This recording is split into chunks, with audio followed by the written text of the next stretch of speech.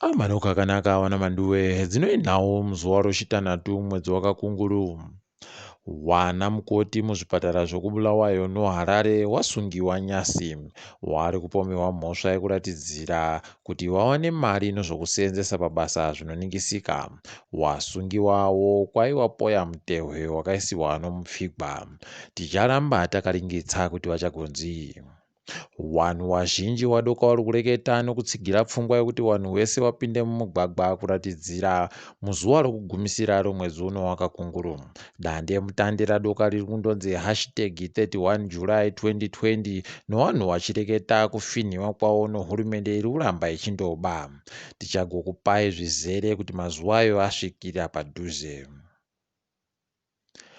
Wanoteverana nawamunangagwa pabasa waMohadhi wakati mosvanjawoba kuti upfumi hwenyika hwagwadama pasi. Wati mosvanjo wachena nokuti walibe kuwanyepa kuti upfumi hwenyika hunotekaidziwa sei. Wakareketa izvi kugwanda sonzira yekutsanangudza kugwa kwoupfumi uye nomabiro awo anoita.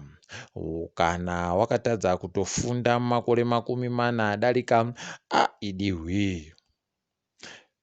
Dare roparamende riri kutsvaka pfungwa dzowanhu pamutemo wavari kuda kuunza unobata zvokuchengeteka padandemutande.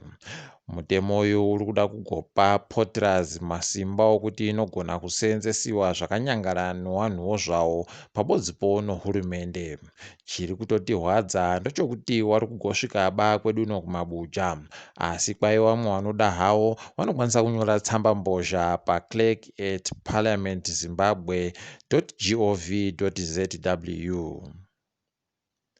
Kambani yosamende yoPPC yadoma kambani inovavakira chipika magetsi chozuwa chinogona kuzovapa mawati mamirioni 32. Izvi zviri kuringwa kuti zvigovapa kudekara pakushanda kwavo nokuti zesayo iri kungosikinya tukono pakuboyeka kwemagetsi. Kumwe kushitaikirwa nomari kuri kutoitika nozesa. Wagari wokuGalloway wari kuchema nochiutsi chiri kuputitika chichibva pakambani iri kunhadzira mataira okuhwakisa. Kambaniyo njomaChina uye zviri kuzikanwa kuti sei iri beku kunhadzirisa nzira dzokuderedza chiutsi icho inoburitsa. Usiku hwega hwega chinenge chindori chapwititi munzvimbo yoGalloway uye vanhu vakutotangisa kuhwara noutsiwo. Toringadzo pasi rese.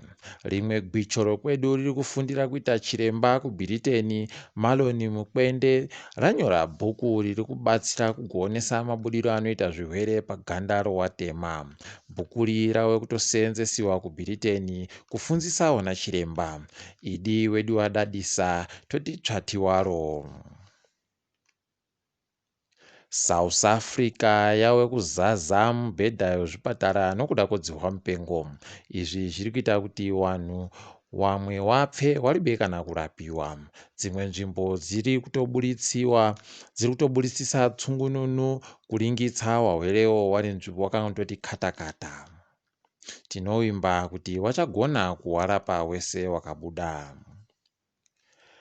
KuUganda vanhu vanosvika 43 vanyoresa kuda kwavo kugopinda musarudzo dzomutungamiri wenyika. Sangano rosarudzo ikweyo rati wese wanoda vanofanira kutowanyepa kuti wakubvumidziwe kupinda musarudzo. Vamwe vari kutodawo havo kuti sarudzo dzimbomisiwe pamusana peicho chirwere chodzihwa mupengo. Zvati zvazikanwa kuti sangano richagodini nazvo. Tiri ipapo togumira pano. Murinzike zvisvinu. Ndini wenyu Mhanduwe Nhau.